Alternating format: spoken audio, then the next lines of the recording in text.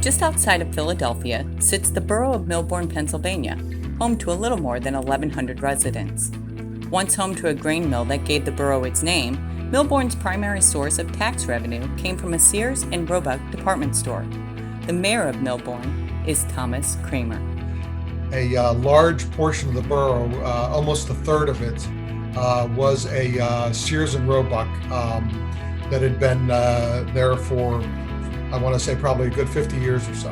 And being a small borough, they kind of had all their eggs in one basket as far as revenue. And it was very much tied to that Sears and Roebuck. Unfortunately for the borough, in the early 1990s, the department store was relocated to a spot about a mile to the south. With the Sears and Roebuck leaving, the borough was kind of thrown into chaos. Well, they raised taxes quite a bit, and I think most people here didn't really pay much attention to things until taxes started going up significantly. The borough fell into such financial difficulties that the state of Pennsylvania declared Millborne a financially distressed municipality in 1993.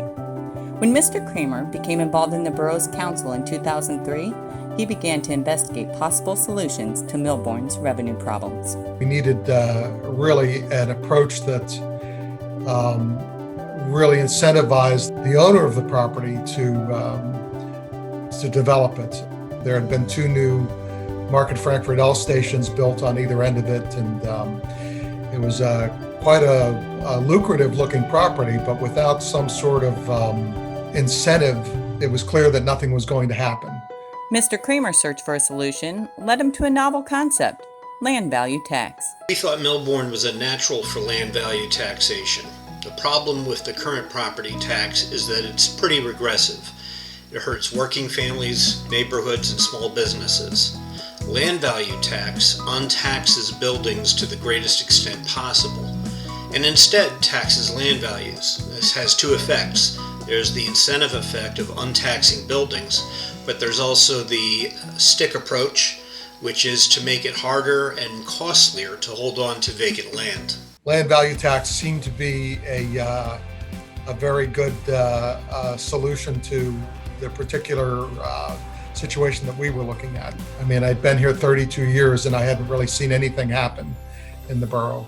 So beyond the fact that it significantly lowered the residents' homeowners' property taxes by almost a third on average, and of course it did that by taxing the land, which was undertaxed. It did incentivize development, including the site of the former Sears and Roebuck. I would say it's the one thing that in the 18 years that I've been involved here that I'm probably proudest of pushing through.